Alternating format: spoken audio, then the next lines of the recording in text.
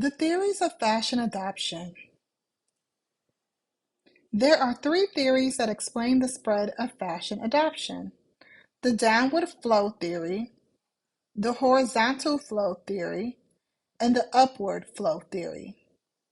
The downward flow theory claims that style is influenced by those at the top of the social pyramid and trickles down to those at the bottom.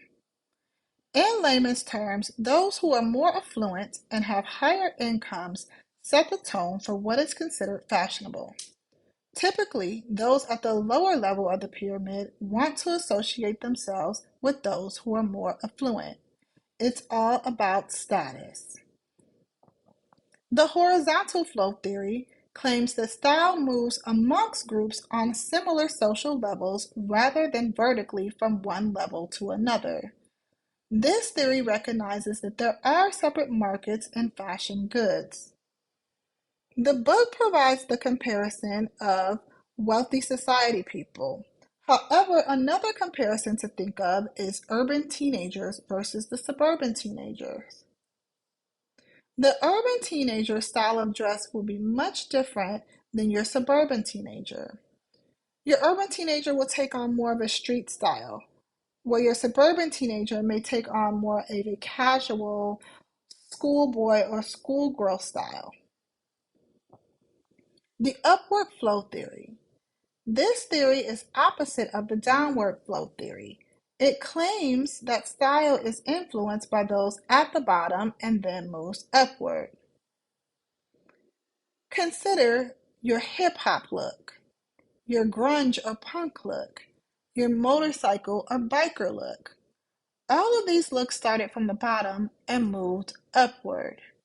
These looks are initiated by the young and those with a low income lifestyle. More so today, we tend to see that when a style takes off, it doesn't really matter who started the style.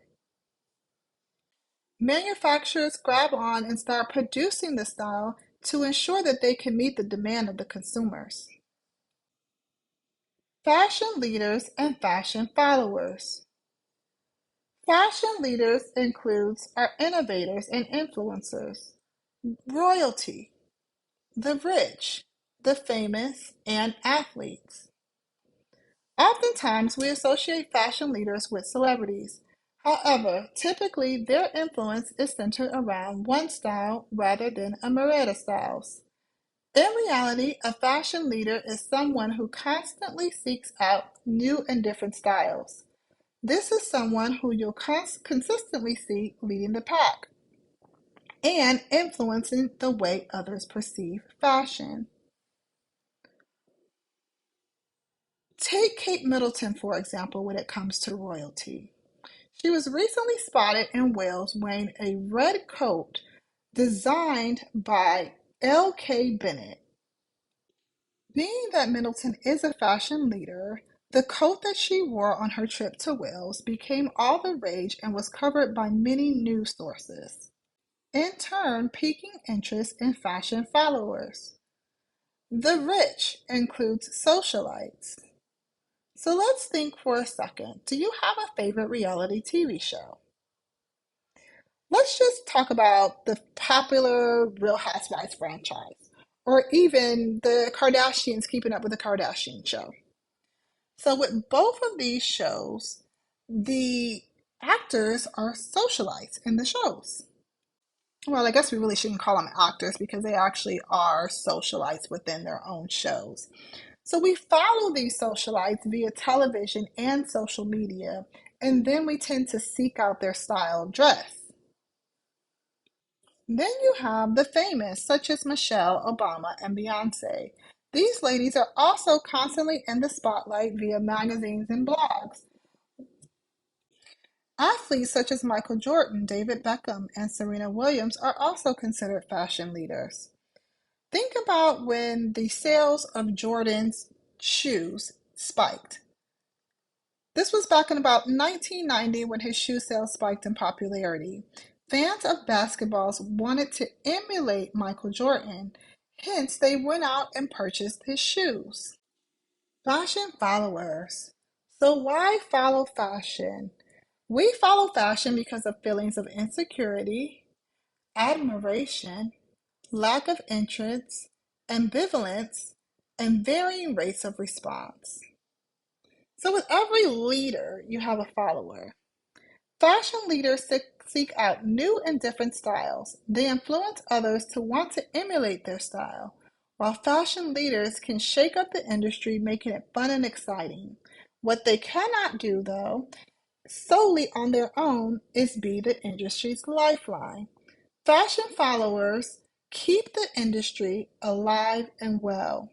Mass production and mass distribution only works when there is a large number of consumers accepting the merchandise being produced. Insecurity. Fashion is a mood booster. You can gain a sense of security by dressing a certain way. When you put on that power suit, you're going to feel empowered. You're going to feel like you belong in that room and at that table. Admiration. It's our human nature to want to imitate those who we admire, and in some cases, envy. We imitate our parents, or we imitate the popular kid in high school that was envied, or even the influencer on Instagram or TikTok. Lack of interest. There are also those who are not really interested in fashion, but who want to have a sense of belonging. Ambivalence. Some of us want and fear fashion at the same time. We see styles that we find of interest, but we question, does it fit my personality? Can I wear it well? It leads us to stick to what's familiar and stray away from new styles at the beginning. Eventually, as time goes on, we do come around and tend to accept these styles. Varying rates of response. How we respond to new ideas vary from person to person. Some of us respond to a new style quicker than others. Think about the popular man bag.